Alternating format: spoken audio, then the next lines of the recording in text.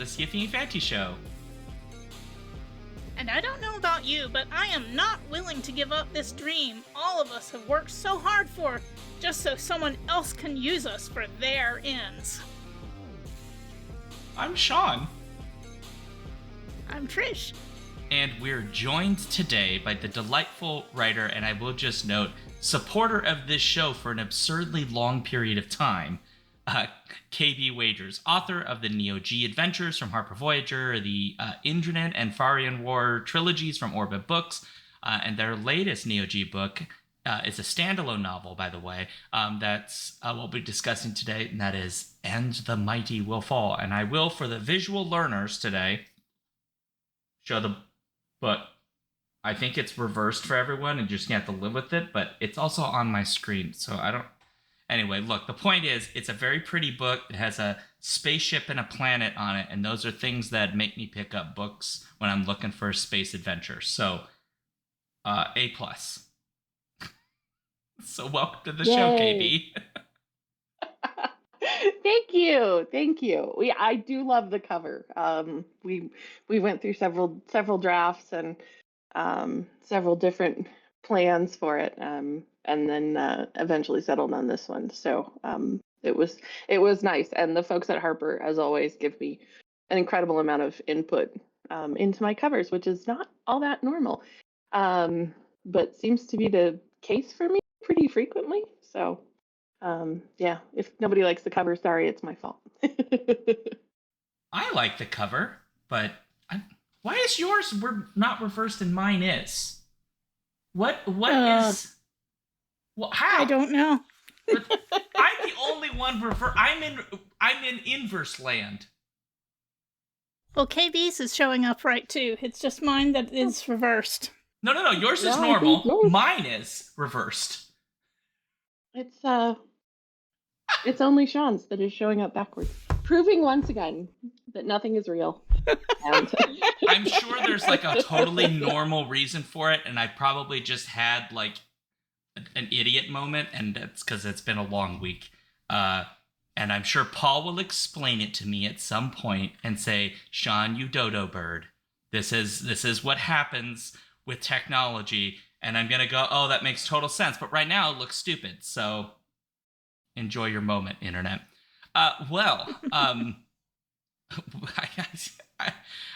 I've lost track of where we are in the script. So I think we're just supposed to also say, like, hey, thanks for joining us. But I kind of already said that, but I'll say it again. So welcome. So Trish, do you want to continue us on the path? Thank you, KB, for joining us. And thank you, chat, for watching. And thank you, future podcast audience, for listening. So, we are talking about KB Wagers, the new book, and The Mighty Will Fall, and other booky things, and possibly KB would like to tell us about their how they became an author, and the things they're writing. We've got time to talk about all that stuff, but anyway, welcome to the show, KB.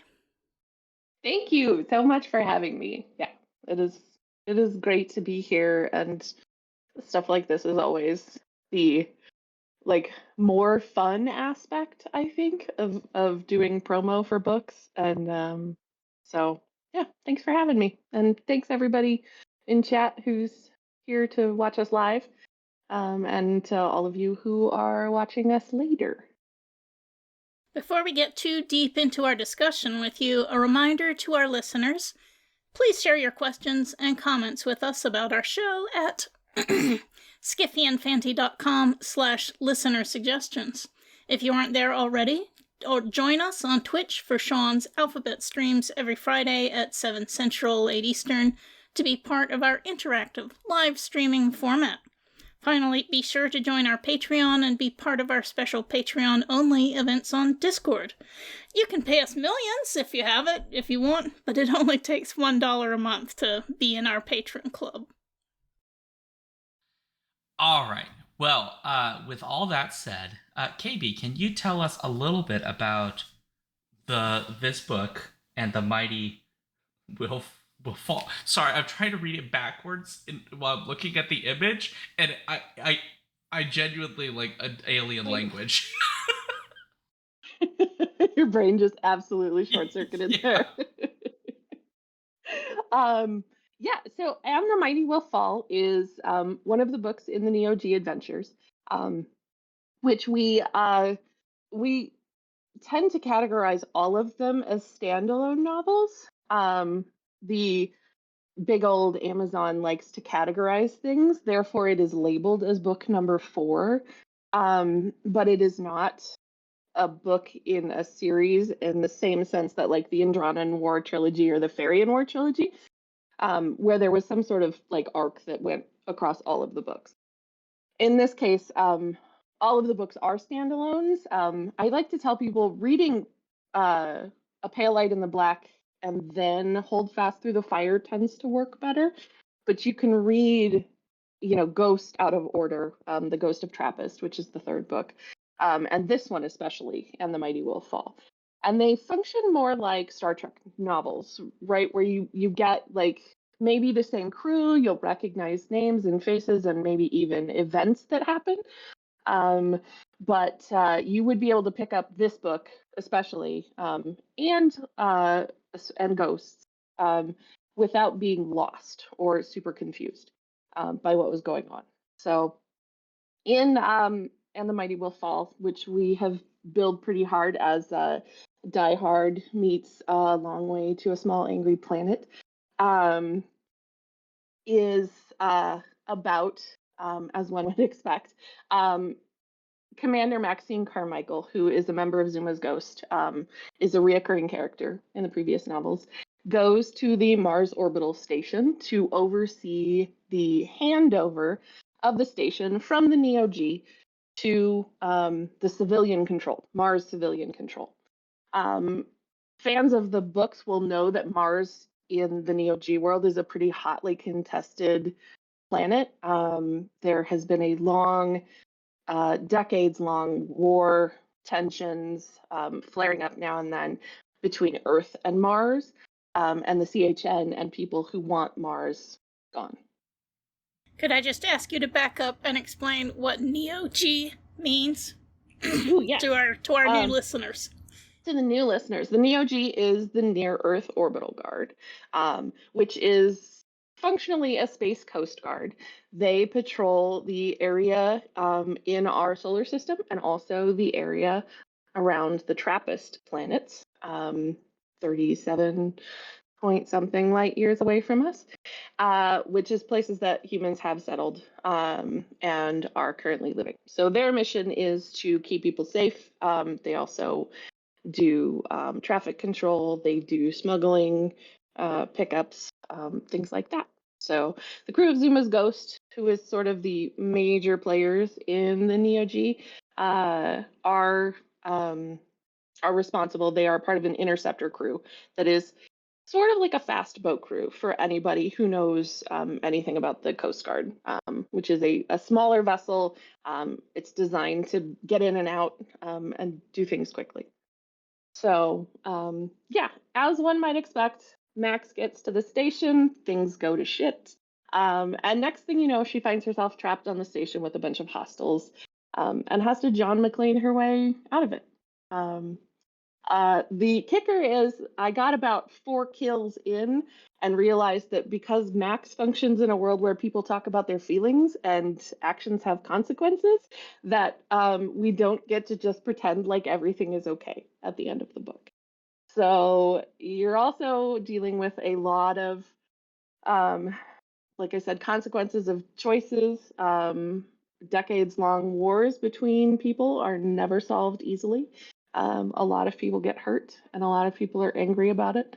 And so, it is both a fun action book, but also there's some pretty weighty bits in it. And through it all, Max is really just kind of trying to keep herself and the civilians and other military members who are trapped on board safe. So if we can start general before getting to specific things about the book, I have more of a question of, influences. Off podcast, I was kind of saying like I really wish I had read this particular grouping of books, the NeoG books, because it kind of felt like it had this gap in this like inner solar system kind of science fiction with all of the kind of political intrigue and the military and adventure and people getting involved in various kinds of competitions we'll mention, because some of them are really good at competition. But I was kind of curious for you, where would you say some of your influences for the sort of military space opera type writing kind of comes from, or where it comes from, I guess, in its broadest sense? I'm kind of curious about that. I think it comes from a lot of places. I mean, I watched a lot of public television growing up, because we lived like out in the middle of nowhere at a time when cable wasn't a thing that you wired, 20 miles outside the nearest town. So we grew up watching like British science fiction, right? Doctor Who, Red Dwarf, Blake Seven, like all of the classic stuff. And I feel like even though Doctor Who is not necessarily a military show, you always did see quite a bit of influence, especially during the Tom Baker years, when they brought the Brigadier in and did all of that, during Tom Baker's run. A lot of the other big influences are, my grandfather was Army Corps of Engineers, fought in the Philippines during World War II. We talked a lot about military stuff. I've always been really super interested in it. And then, of course, Star Wars, Star Trek, both of those things, that was stuff that I watched growing up. So it's all has heavily influenced, I think, a lot of the things that I do. And even though I was never in the military, I know a lot of people, a number of my family members, a lot of my friends. My partner was in the Air Force for a number of years. So it's always been something that's sort of been like in my vicinity, orbiting that area, and it tends to influence a lot of that. The NeoG itself was actually a brainchild of David Pomerico, who's my editor at Harper Voyager. And he is the one who approached me about writing these books from the get-go. So shout out to him for the seed of the idea, and also for basically giving me some of the best, here's an idea and go. And I got to do pretty much whatever I wanted. And we had one of the most hilarious conversations we had early on was him saying, military science fiction is generally super conservative. And I said, so queer it up, right? And he was like, yeah, pretty much. And, so we get a service, and we get a future that is much more inclusive and much more open, and really just lets people live their lives and be really, really good at their jobs while they're doing it. Great. I'm glad you raised that there, I'm sure we're going to need to talk about trying to write a progressive military, which I want to come back to. But I want to first get to one last slightly more general question, and then maybe we talk progressive military, because I'm curious about that. Coast Guard is, of the militaries typically represented in science fiction literature, or any literature for that matter, typically not perceived as the sexiest of the lot. I don't think that's fair, but frankly, when we talk it's like Army and Marines and the Navy and things that go boom. And you've chosen this, as you'd mentioned earlier, kind of this analog to the Coast Guard in a space context, which actually kind of makes it even more sexy than I think how people would give it perceptions for. And I guess I'm kind of curious, what specifically about Coast Guard? You mentioned kind of your own relationship to the military. You'd mentioned Air Force and Army Corps of Engineers, and these kinds of things, I'm kind of curious where the like Coast Guard analog in particular got the most interest for you. Again, that was David's idea. Like he wanted to like do something with the Coast Guard for exactly one of the reasons that you mentioned, that like it's not something that gets talked about very much. It's not something that is necessarily considered very glamorous. It is, however, logistically makes so much more sense for like patrolling the inner solar system. You know, you look at the Navy, and in terms of the work that they do on planet Earth is a much broader mission statement, right? Whereas the Coast Guard is really focused on protecting the coastlines, protecting people around the coasts, rescuing people. Like that is their mandate. And so it gave us an opportunity to really focus on the people in the story, which quite frankly is, I mean, one of the reasons that David approached me is because I do that really well. You know, I like to talk about the fact that I like to write science fiction that's accessible to people who normally wouldn't read science fiction, who are kind of scared off by 15 pages of a description of how the warp drive works. Or, you know, I don't care about the science, or I don't care about telling people about the science so much as I care about making them watch the explosion and caring about who might be hurt in it. And that's a personal preference. Some people really enjoy the hard sci-fi. I never have.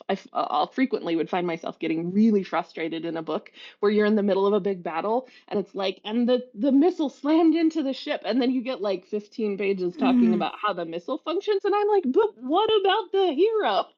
like flipping through the book, like trying to get to the next scene because I don't care. I don't care how it works. I trust that it works. If you're writing about it, then I assume that you have some basis in like the technical aspect of it. And it's fun to put little bits in, right? I enjoy like talking about some of that stuff, like the 'a.K.a. white drive in the Hale books is based on a theoretical concept of faster than light travel. But yeah, I don't want to get like too heavy into it. So the NeoG, the Space Coast Guard, it also gave me the opportunity to like, that's the running gag, right? That they're all kind of washed up cops or like fresh faced newbies and people who don't really, and the rest of the services kind of look down on them and think that they're not necessarily worth anything. I mean, they were like brought into existence by a sort of renegade senator from the CHN and a woman who had fought against the CHN in the early days, and was considered a war criminal, which is, I don't know if it's a story I'll ever get to write, but it was such an interesting like background piece that I came up with, and it's mentioned briefly in Ghosts of Trappist. I actually went back in while we were doing copy edits to add this character in because I was like, wait, I need to make her canon real quick here. Trish, do you want to jump in? I can bring us to another question, but I figured I have already asked two, so. Sure. A lot of my questions are specific to the book itself, but please do. And some of those have been, well, some of the early ones have already been addressed, so I'll just jump in. So I'm one of the ones who just started with "And the Mighty Will Fall." After I finished that, I went back and started the audiobook of "A Pale Light in the Black," which does talk about the Navy looking down on the Coast Guard, with Max fighting her family of Navy and executive business people to be allowed to join the NeoG. And I'll just stop a second and say I found it quite easy to jump right into "And the Mighty Will Fall." So yeah, I'd say it certainly does qualify as a standalone book.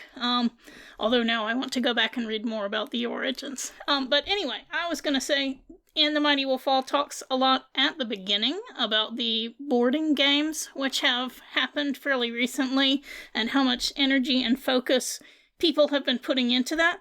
And then pretty quickly after that, the plot turns out to be about deaths and terrorism. So, would you say that the tone of this book is markedly different from the original 3 books you've written in this series? Wildly. I mean, there's a lot of death and grief in especially Hold Fast Through the Fire, and then there's more discussion of it in Ghost of Trappist as well. But this book was so vastly different in a number of ways. The first 3 books cover the almost a full year of time. And the very first one, Pale Light in the Black, is also centered very heavily on the boarding games. So I jokingly call that the sports book. I did not set out to write a sports book, but somehow we ended up there, because the boarding games were also kind of a standing piece, foundational piece that David wanted in the books. And so once again, I got to decide what the events were going to be. And the boarding games, for folks who don't know, is it's an inter service set of games. It's sort of hyped up like the Olympics almost, in that you have the competing teams from the Army, the Marines, the Navy, the Air Force, and from the Coast Guard. In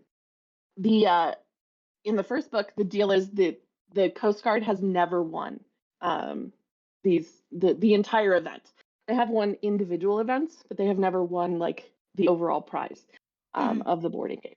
So yeah, the first book is very much the sports book, and there's sword fighting, there's cage matches, there is a hacking competition, there is what they call the boarding action, which is sort of like laser tag, fight another team type of thing.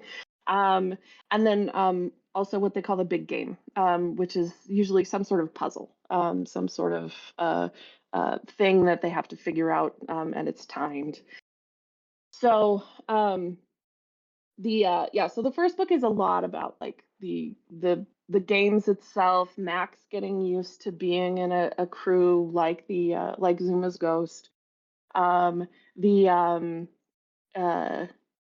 mystery in that particular book is about some stolen and duplicated LifeX, which is a life extender serum that people in the universe use, and it also provides telomere protection in space and radiation protection in space. So all 3 of those first books are kind of not really centered around the games, but they follow that timeline. When I sat down to write And the Mighty Will Fall, I realized that was not going to work. And so The Mighty Will Fall is 12 hours in the NeoG universe. In a very tight timeline, yeah, very fast clip. And we had a conversation about it at the beginning, because I was like, David, I can't get the boarding games in here and keep do the pacing that we want for it. And so that was why basically you just see the beginning.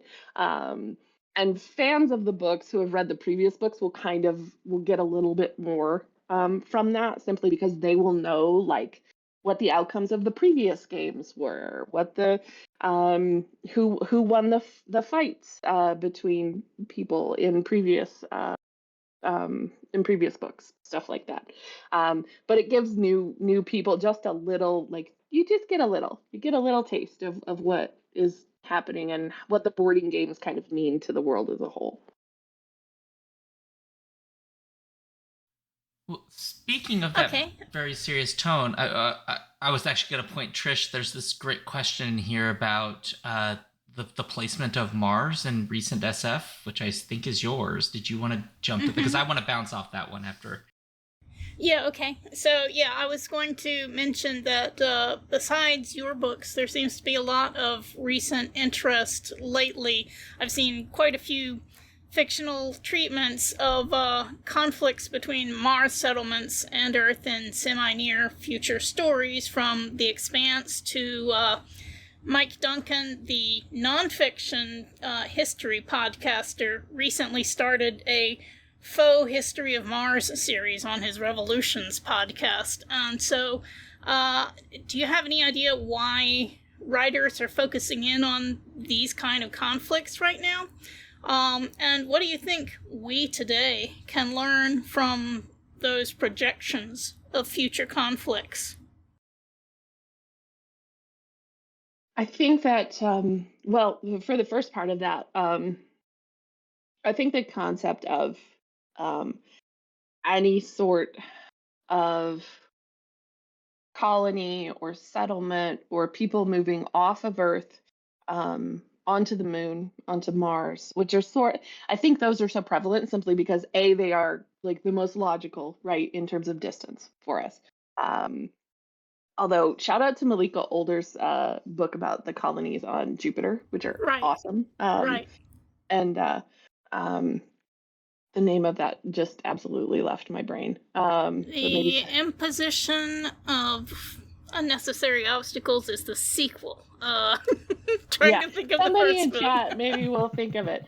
But they are so those are so great. But I think that this is one of those things where I would love to think that human beings are better than we are. But we see pretty consistently when this thing comes up with Mars that the minute you separate people from like a point of origin to a new home, you get this sort of division and you get some kind of conflict. I think that it will be like when we get to the point where we are living on other planets, because one of the biggest plant problems is like food supplies, like where until you even like there is a huge chunk of time between settling a place and being self-sufficient, which we don't think about these days because we don't experience it to a large extent, right? Especially in the West. That we have access to everything we need pretty much. Like you drive to a store and you get it, and that's what that is. That's called The Mimicking of Known Successes, by the way, is the first book in that series. Right. Excellent books. I highly recommend them. The other major influence is Babylon 5, to be honest. Who was doing like Mars conflict long before any of the rest of us got into it. So I think it's not necessarily a new concept for science fiction writers. I think that we are just the assumption is that we are sometimes beholden to our worst impulses and can't seem to stop from like wanting to be in control, and not letting people choose their own paths forward and their own destinies, which is in the NeoG universe, and I think a lot of other books really is always sort of that main conflict, right? We see it in Ghosts of Trappist also, where the people of Trappist are also kind of fighting against the CHN with I think an even like better argument in terms of we are so far away from you, like we need to be able to dictate our own destinies and our own like daily lives without having to like deal with input from you when you're 37 light years away from us. So, in talking about the Mars issues, something you'd mentioned a little bit earlier in describing the book, in some of sort of themes around this book, one of the things that I think really stands out here, and I suspect that you this is one of the things you felt were rather prescient about the book, even though maybe it wasn't what you intended, was this very important point that comes up right from the beginning and kind of follows as a through line, which is, the decisions that people make in the past have reverberating consequences. And those necessarily lead to more reverberating consequences. It ends up being like this cycle of, in this case, a lot of violence and pain and suffering, and people have lost loved ones. And that just continues and continues and is perpetrated, again and again and again. And, in doing the thing that you think is ultimately right, you're effectively continuing that cycle, because now you've created another group of people who, to put it very bluntly, might want revenge.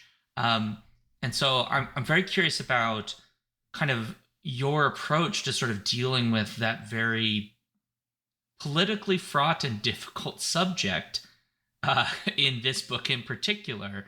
And that's kind of my question. Like, what was your approach for dealing with that?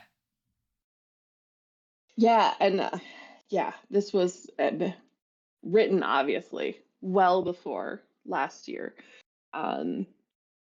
And it is like one of those constant heartbreaking things. And this one even more so. I was joking earlier about the like climate change thing and the collapse and everything else, but this one definitely hits so much harder, I think. And it is one of those things where you have to be so careful. And I'm obviously talking about a fictional thing, right? But there are people who are going to read this and very much see current events. And actually got a really, really lovely compliment from a friend of mine who was talking about that, like they just finished reading it, and the current events in the Middle East are obviously super heartbreaking and very very close to them. And they were like, I was not prepared, but it was really, they thought that it was well written, which is important, because at the end of the day, there are people, like living, breathing people, right, involved in this. And there is, as much as we might wish it, there is never an easy answer. There's never an easy way to make friends. This isn't kindergarten. You can't be like, okay, everybody sit down and we're going to talk about our problems and then we're going to hug at the end of it and it's all going to be fine. We don't get to do that. And it is, I think, imperative to remember that people are going to hurt. And they're entitled. They're absolutely entitled to be mad and grieving and everything else. And you sometimes can't do anything to fix it. All you can do is be there, right? Be present. Which is, my absolute favorite scene is the end of the book, between Jinx and Max, who are, basically sisters at this point, consider themselves sisters, and have been through a whole bunch. And it's great. Trish, I'm excited for you to see like where they started, because it is so different where they started from where they end up. And Jinx has been through some of this, obviously not the exact same thing. It was a very deliberate choice to put Max on the station instead of Jinx. When I was first talking about the book on social, and everybody was super stoked, and there was so much flying around. They were like, "We're gonna see Jinx go John McClane," and I was like, "Oh, you're not."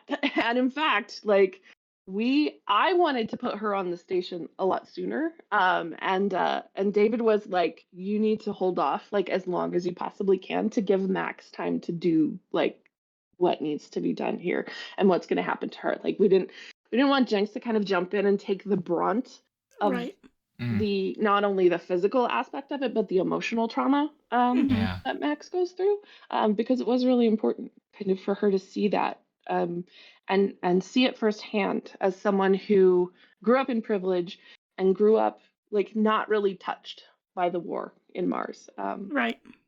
So yeah, it was difficult, like no lie. And I don't I don't know if some people will probably disagree and think that I didn't do a good job talking about such kind of a fraught subject. But some people have, and so it's sort of where you end up. Is you hope that you have done the best that you possibly can dealing with a subject that emotionally compromised. But you also have to like sit with the fact that like some people might not, and some people might be hurt by it. Mm-hmm. To some degree, though, I mean, if we're being true to the stories we're telling, if you're going to have these kinds of... It sort of feels cheap to sort of have, like, oh, we just did, like, a bunch of people died, and, like, none of it matters. Like, let's just move to the next thing. You know, it feels sort of like, you know, sometimes we watch disaster films, and, like, yeah, as a spectacle, they're really beautiful. But the question is always, like, but do the deaths in a disaster film matter? Or are they just sort of... We're just watching like CG imaginary people die, and it's not really people anymore. I feel like we can do that, but then are we really interested in the human story at all? Right. And it's so important to me, and it's been kind of a consistent thing throughout the books, is that if I do something terrible to my characters, they have to like you have to acknowledge it later. You can't move on. There's a huge spectrum, right, of human existence and human reaction to things. And some people do really good with trauma and are able to compartmentalize it and deal with it and move on and not have PTSD or flashbacks or reactions. But by and large, a lot of people do. And everyone is changed by it, right? You don't experience any kind of big momentous event without being changed by it, whether you are directly involved in said event or watching it on TV. It has an impact on all of us. And so that's been kind of a constant thread throughout books. And to have characters react to things even after they're done, right? There's I guess spoiler alert for people who haven't read the Hale books.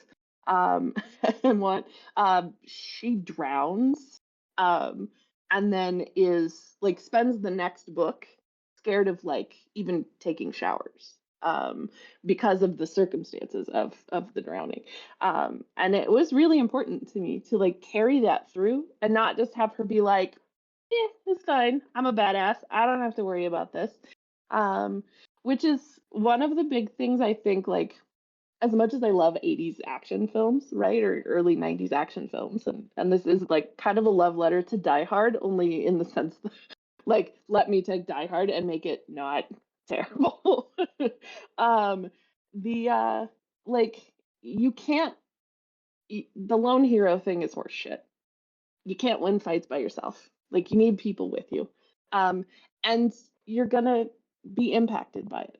And you're gonna have to lean on people that know you and that can help you. Because sometimes you can't get through it all by yourself. Yeah. Could we talk about happy thing? Sure. I was going to ask about redemption. Okay. Which some people in this book get chances at redemption that I was not really expecting them to get offers of redemption as seemingly easily as they did. Now, some of this was bargaining to get help from people on the other side. But I was wondering how much of that was about it being coming from a Coast Guard, which is geared towards helping people, as opposed to a full-on military service. It was also making me think a little bit of Emily Tesch's Some Desperate Glory, where we start out with the protagonist and her uncle both being on full-on the enemy just needs to be genocided. And the protagonist moves to a very different viewpoint after that, after seeing how some things play out. So I just wanted to get your ideas on, when is a war criminal, or someone who can be seen as a war criminal worth reaching out to and saving. And, when should people get second chances, third chances, and that kind of thing? Ooh, that's fun. It's such a layered question. And I feel like my answer is like equally layered. Um, for background, once again, grew up watching PBS, which means I grew up watching Sesame Street. I grew up watching Mr. Rogers' Neighborhood. I was like the Muppets, all of that stuff. Like I just got force-fed kindness propaganda until I was like 12. Uh, and it does have an impact, I think, on a person and their worldview. And I truly believe that everybody deserves a chance. And with the codicil that, boy, have the last like 10 years or so really done a number on that. There are always exceptions to the rule. And also, I am a Buddhist. I joke that I'm not a very good Buddhist a lot of times, but I do believe that our mission in life is to try and reduce the suffering of the world, and that everybody suffers in different ways. And as silly as that line is, which it just now is, I was like, I had it lost where it's from, but the hurt people line, which is from a comedy, and now it just completely went out of my head.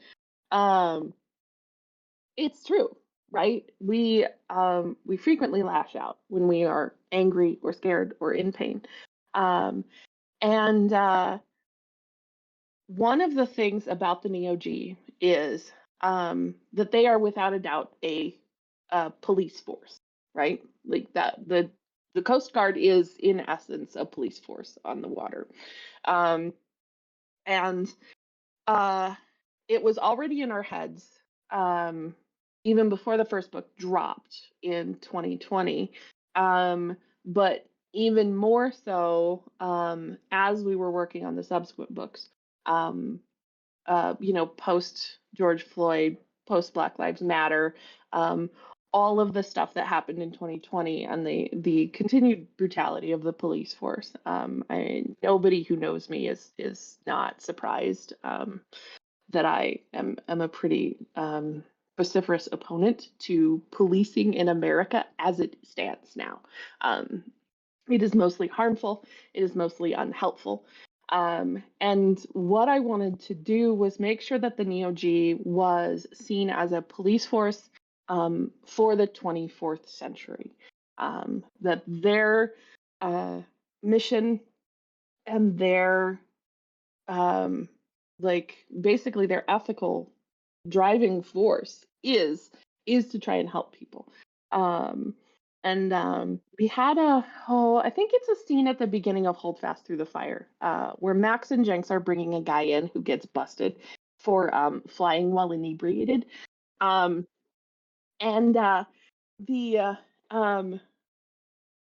can't remember the scene off the top of my head, but the general tone is that Jenks is giving this guy a real hard time. And then in the middle of this, he kind of breaks down. And she's like, she knows this guy. She's picked him up before. This is not a new thing. And she knows that he's grieving.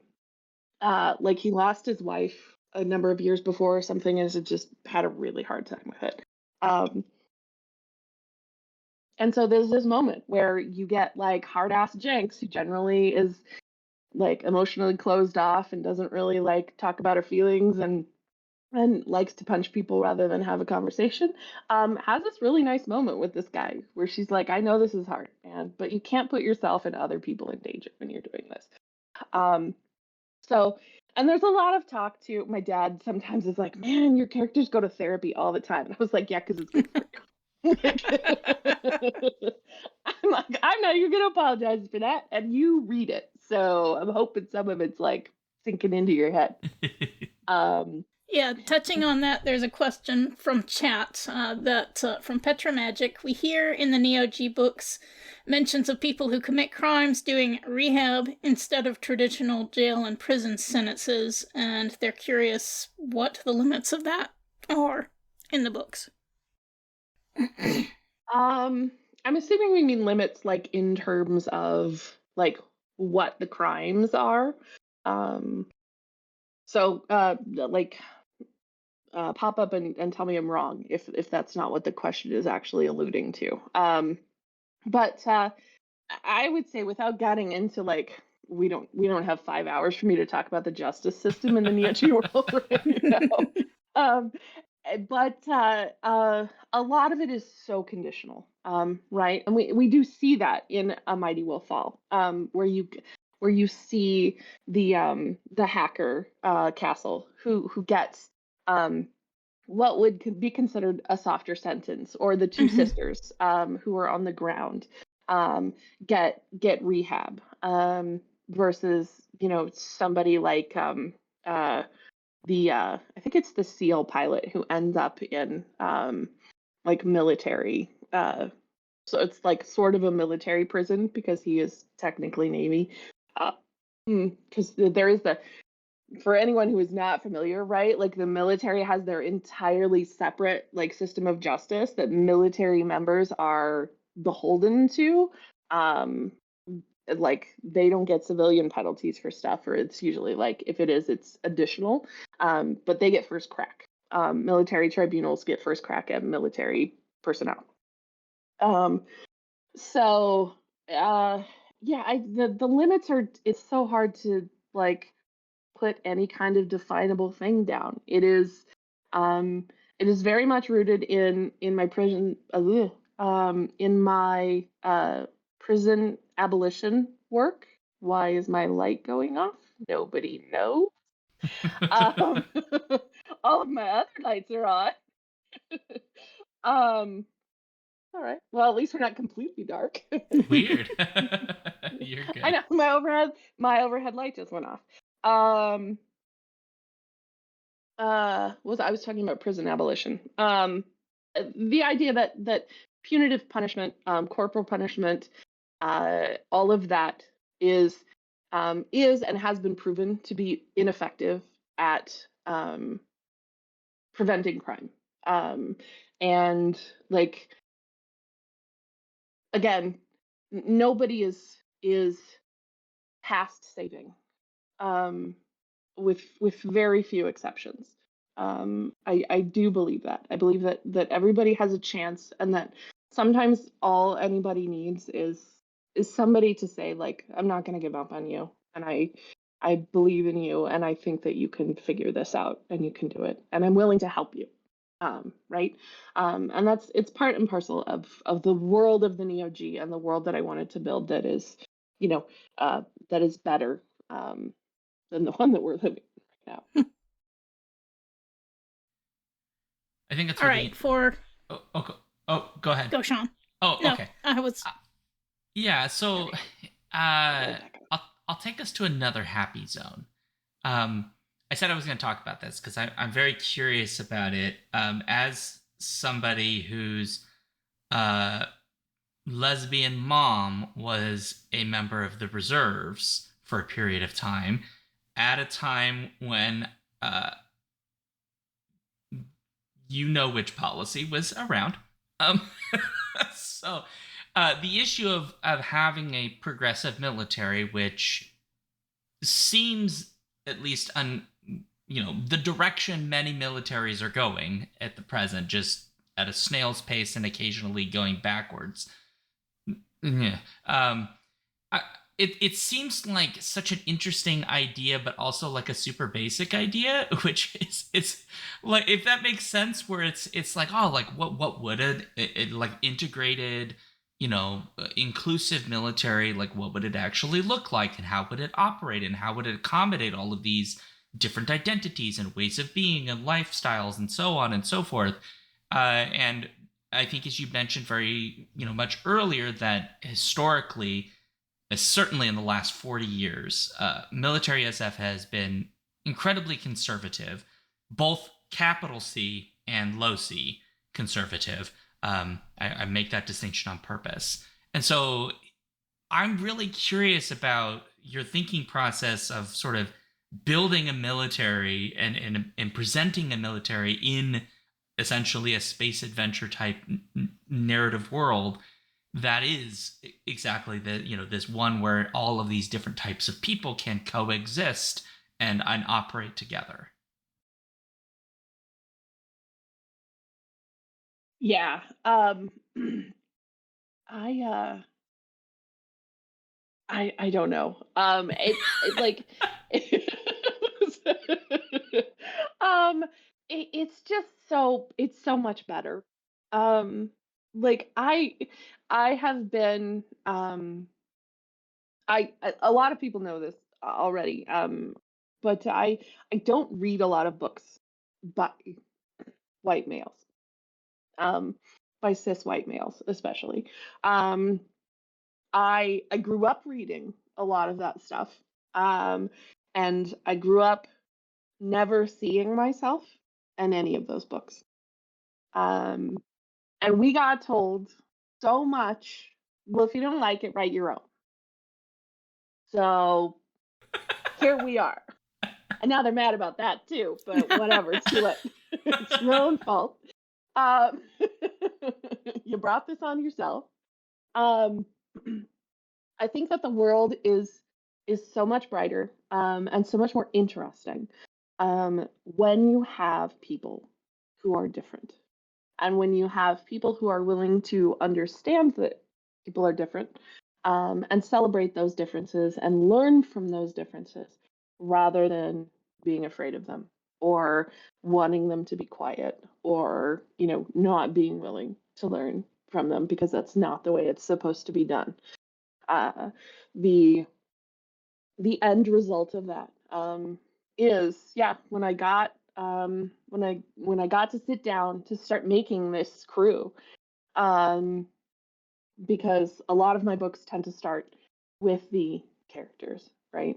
um, the I actually wrote down every single country in the world on a piece of paper, and put them in a bowl.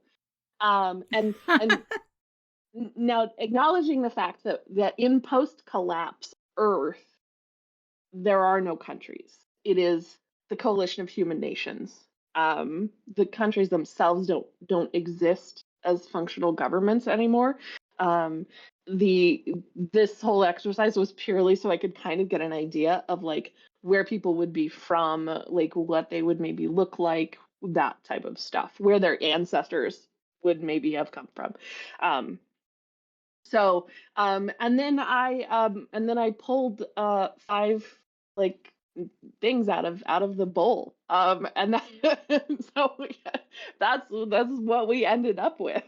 um so it's and then from there, I just sort of let characters inform me of who they were and what they felt and what they thought and what they wanted to be called, and all of those things just sort of fall into place as characters are revealed and as they become more and more alive on the page for me. So yeah, Jenks is a wild like oh, we love her so much, but man, she showed up on the page and then I was like, you gotta ratchet it down about 4 notches. And she was like, absolutely not. And so then it was like, Max, you got to step up and talk a little bit more. And Max was like, absolutely not. And I was like, what have I done?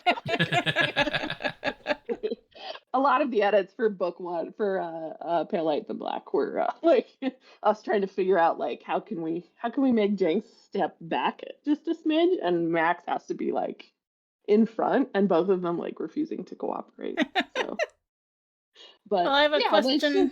Sorry. No, go ahead.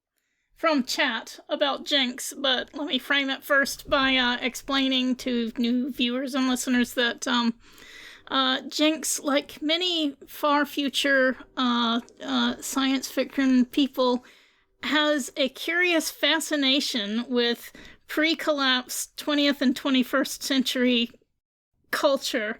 And so the question from Prince Justin is, what does Jinx think about Duck Dodgers from the 25th century? Okay, I have no idea what Duck Dodgers is. It's a Warner Brothers cartoon. Daffy Duck played a science fiction character. Oh, okay. Now I do know. Although now I would have to, that is something that is hilarious, and I always am like, man, I wish I had put that in the book. I don't know. I'm trying to think if there's any like Warner Brothers cartoon mentions. Oh, sorry. I feel like Duck Dodgers in the 24th and a half century, or 25th and a half. There seems to be some disagreement in chat, but Duck Dodgers in the several centuries forward future. Which century? Yeah, that was having Jinx be like super fascinated with the like those intervening years, basically our time, right? Like I call the pre-collapse stuff that Jinx is fascinated with somewhere between like 2016 and 2100. That whole stretch of stuff, like sort of this weird meme format as the world is burning thing, was such a fun way to sort of bring like our current readers, right? Because whenever you are writing science fiction set in the future, be it near future, like the 24th and a half century, or like way far in the future, like the Andronen books, which are set like several millennia after humans have even left Earth. So it's a very vague. There's a very vague timeline there. You are narrating to the reader and almost translating, right? Because if we were doing this realistically, none of these people would be speaking in a language that we would understand. Not only linguistically, right? The idea being that they all use these translators in their ears called babbles, but the language evolution itself, and the idea that an Earth that is more cohesive and less nationalistic is going to have a language that is probably an amalgam of like all of our languages put together, with some dominant, right, like Mandarin Chinese, most likely, because of the sheer number of population that speak it. And so anything you do has to be viewed from my perspective as that you are translating this to an audience of the 21st century. Yeah. Because otherwise it doesn't make any sense. But that was the fun part, is that Jenks got to be like the bridge there, and bring in all of these little things. But I would say she would probably be hilarious. And at some point there would be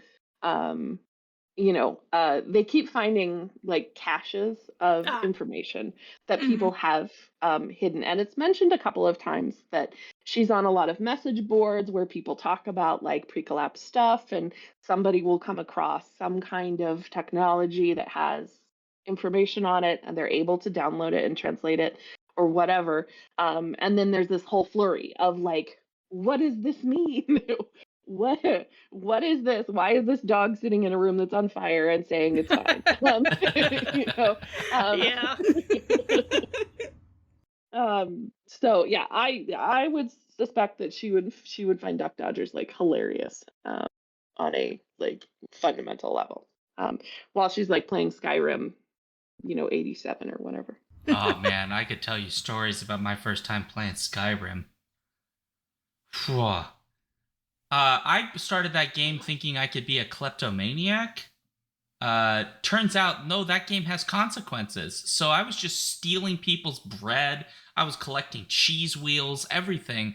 And then suddenly these villagers were like, no, we gotta kill that guy. And so I had to kill some people and like hide the bodies. And now I feel really bad because I killed these people, and it was my fault because I stole their bread.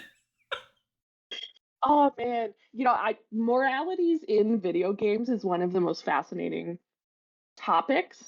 Just to spin off for a moment for me. And looking at like all of the different games and how they kind of want to force you into their morality, and you can resist as much as you want, but a lot of times you end up like having to go ahead and do whatever it is. Or there are consequences for it. Like Assassin's Creed Mirage actually has a pickpocket function where you have to steal things from Ugh. people. Like it's built into the game that you have to try and sneak up on them and steal people or steal things from people that you need for whatever it is the mission that you're doing. So it's really fascinating. Yeah, I have been playing a lot of Helldivers lately, Oh man, I need to which is play that. wild. It is a lot of fun. It looked like a lot of fun. Well, timing wise, we kind of have to wind down. I'm very sorry. Oh no. I'm sorry. Well, I wanted to make sure KB has a chance to tell us a little bit about their other series if they want, and also what you're working on next. Yeah. Ooh, absolutely. So what I call casually the Hale Bristol novels, for anyone in the audience who does not know, is two sets of trilogies. So it's 6 books total. They are all out right now, so there's no waiting. I wrote them all very fast, and in some cases wrote them while I was writing the NeoG books, which I don't recommend to anybody. Don't ever do that if you're like, hey, this seems like it'll be fine. It is not fine, and it was not fine. They are about a princess who ran away from home and became a gun runner, and then she gets dragged back to her empire because her sisters have been murdered and her mother is dying, and she is the only one who can save the empire. She is neither interested in doing this, nor wants to, like, doesn't want to be there, and nobody else wants her there either, including the people who are trying to like destabilize the empire. However, she gets dragged back by a pair of bodyguards, which is a husband team, who are very much interested in keeping her alive and on the throne. Um, it's Star Wars, sort of like if Leia and Han Solo were in the same body. Ah. It's probably one of the best. Like she has all of the Democrat, or not Democratic, all of the, what do I want here? Governmental bearing, royal bearing, whatever, upbringing, education, all of that stuff, because she left home at like 19. She was hunting her father's killer, and and none of the patience for it. So she blows back into town and causes a pretty big ruckus. And the first chunk of books, the Andronin War series, is about her coming home, about her taking the throne, about her trying to find basically who killed her family, and trying to stay alive through the whole thing. And then the Farian War trilogy deals with, once again, consequences of your previous choices. She is called in to negotiate a long-standing war between 2 alien races. And it goes about as well as you might think. So yeah, Cool. those were my first books, and I do love them quite a bit, for a whole host of reasons. None, not in the least that Hale's pretty awesome and does not put up with any bullshit from anybody, which is great. She was so much fun to write. I am, in fact, working potentially on a prequel to those books, that maybe will be out like late next year or 2026, that details like all of her time in space. when she left home. So basically as a gun runner, which should be a lot of fun. And people who are fans of the series would see like How and some of the old familiar faces that pop up throughout the trilogy. As for what I'm working on right now, I'm currently working on a duology that's called the Immortal Wolves duology, which is about a cyborg soldier who has been fighting a war. She thinks she has been fighting a war for a couple of years, but in fact, these soldiers, these wolves, die and come back. And their entire existence is controlled by propaganda and false conversations with family members, like AI generated conversations. They have artificial intelligence control in their head that like erase memories, insert new memories. Her sister is a senator in the very government that she is fighting for, and they end up at odds with each other, and then have to try and stop a war. So the very war that she's been fighting in. So I am almost done with it. We're going to start shopping it out here in the new year. So hopefully somebody will buy it. Sounds pretty and cool. You all will get to read it. Yeah, it's been a lot of fun, and also again, terrifyingly prescient. Yeah. And Annalee Newitz's book, Stories Are Weapons, about American propaganda and storytelling, is phenomenal, and also very terrifying. But it's been very cool, and very it's heartbreaking in some cases, when you realize that everything you've been told is a lie, and the world has sort of passed you by, and you have to come to terms with it. So that was I was like, this was not supposed to be an emotional book, but I don't know why I get surprised by that. To me. Well, if folks want to find you and your things, where might they go to do so? Wow. Because the internet is a garbage fire. I am on Blue Sky. And it's right now it is kbwagers dot bluesky.social, I think. We were waiting until after the book release to do the like domain thing. At some point it will be kbwagers.com, which is my website. I am also on Instagram most frequently. That is at Midway Brawler, which is my Jaeger name. For anybody who's curious about how that came up. And there is a KB Wagers. It is my page. It will like redirect you to thing. I just don't use it. I put it in there as a landing. So because the other one was already pretty popular, and I didn't want to change the name because I like it. So I also have a Patreon. You can find it at my website.